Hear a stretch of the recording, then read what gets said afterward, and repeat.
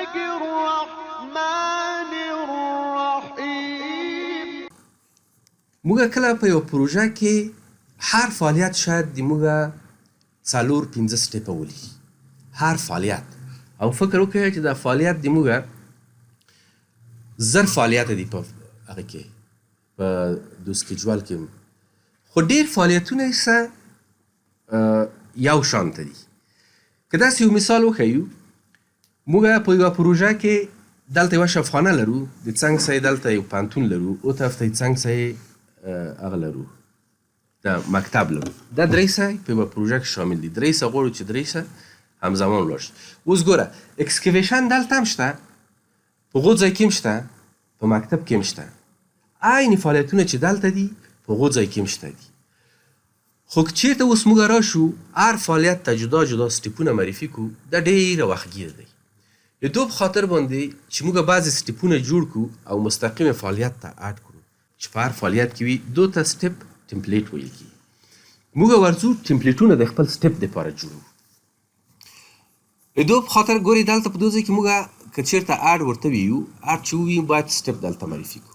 اما که راشو دلته ورته وي چې اډ ټمپلیټ چې اوس موږ دلته اډ کوو، موږ فقط هلته یو ټمپلیټ ته مخ جوړ کړی و په نامه د انجینرینګ باندې، همغه یو ټمپلیټ شته، بل ټمپلیټ نشته. موږ غواړو چې دوه نور ټمپلیټونه هم جوړ کړو، بیا مطابق د همغو پروژې د ضرورت وړ راشو همغه ټمپلیټونه ورته اډ کړو.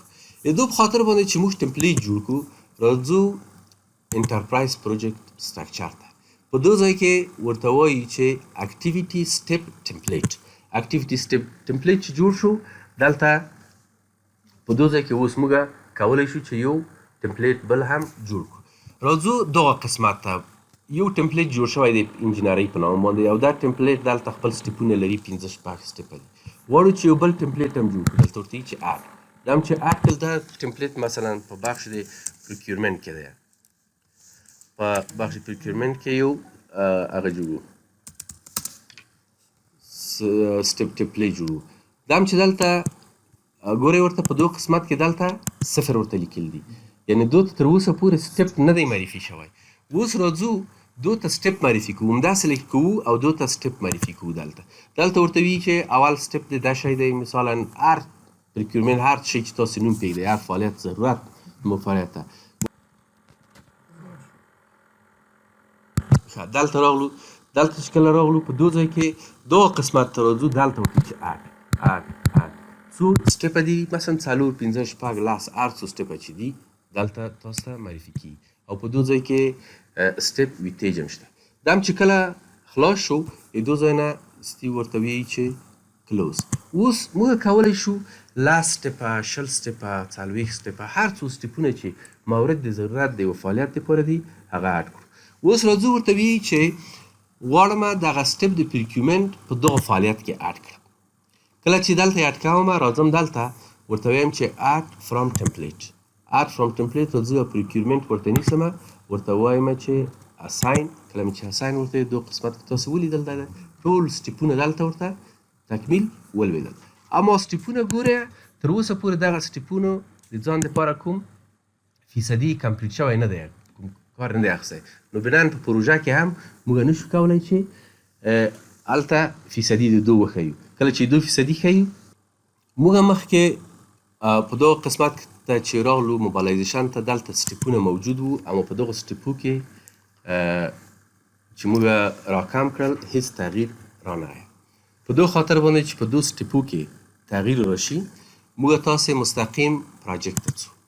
په پراجکت کې راځو همغه کومه پروژه باندې چې موږ کار کړو، همغه پروژه دلته خلاصو سلیکټ کوو.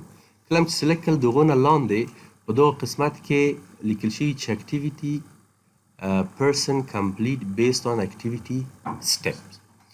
based of activity دو ته به ورته وایي چې ټک مارک دی. کله هم چې ټک مارک کړل، دلته یې موږ ته وایي چې تاسو آیا غواړئ چې په اساس د سټیپو باندې تاسو فیصدي وښیي. موږ ورته وایو چې موږ غواړو چې په اساس د دو باندې وښیي. یس ورته وایي. بېرته ورځو انجینر صاحبانو خپلې پروژې ته، پروژه خلاصوو. کله مو چې پروژه را خلاصه کړله، ورځو دلته ګورو چې دغه د موبایلایزیشن خپله 0 شوی دی. دو نقطې ته باید توجه وکړو. که موږ دلته اوس په دې باندې کلیک وکړو او راشو دلته ورته وښیو چې اول بخش مثلا شوی دی 2 فیصده 11 فیصده کنه ځکه دلته موږ تاسو فیصدي کې وښیو د خپله 1.11 فیصده دلته ښودلي دلته 11.11 فیصده دی که راشو دغه 22 فیصده نو دا بل کارم مثلا ورسره ووایي چې دا کارم شوی دی مستقیما هلته قیمت اټکیږي. خو د یادم ونه وځي چې نوعیت د فعالیت یا د کمپلیشن باید فیزیکل ورته ونیسئ. که تاسو چیرته هغه په اساس د ډیوریشن ورته ونیسئ بیا دا فیصدي تاسو ته نه کوي. لکه دلته چې اوس مثلا موږ کلیک وکړو دلته درې حالت دي یا یونټ دی یو ډیوریشن دی که په اساس ډیوریشن باندې وښیي ادي ولاړه موضوع صفر ته ورسېدله نه یې ښودلی هلته اما تاسو باید دا فیزیکل کړئ په فیزیکل کې دا راځي دلته. اوس راځو مثلا غواړو چې د سروې لپاره یو ټمپلیټ اډ کړو. راځو ورته وایي چې اول به سټپ ته راشو په سټپ کې ورته وایي چې اډ فرام ټمپلیټ د اډ فرام ټمپلیټ نه راواخیستله ورته وایي چې بخش د انجینري کې کوم فعالیتونه چې دي هغه سټپونه چې دي هغه دلته اډ کړئ. مستقیما درته وایي چې دغه 15 ټمپلیټه دلته موجود دي اوکې ورته وایه ته وځایه دا 15 ټمپلیټه دلته څنګه شول دلته اډ شول. ګوره د اول ټمپلیټ د اول سټپ فیصدي څو ده 0 ده. دلته چې موږ کلیک پرې وکړو باید هلته 0 ځای په ځای شي اما 0 دلته نشته دي. ولې نشته؟ دلیل دا دی چې د موږ ډیوریشن متفاوته دی. چیرته ورځو جنرال ته په جنرال کې د ډیوریشن په ځای باندې ورته فیزیکل نیسو. کله چې فیزیکل ونیو مستقیما همغه 0 فیصده دلته راغلل. بیرته که راشو سټپ ته او په سټپ کې د نور کارونه فیصدي ورته تعیین کړو چې دغه فیصدي کار شوی دی او په 2 فیصدي کار کې د تکمیل تاسو ته ښودل کېږي چې دا کار په ساحه کې 100% کې شوی دی سرته رسېدلی دی.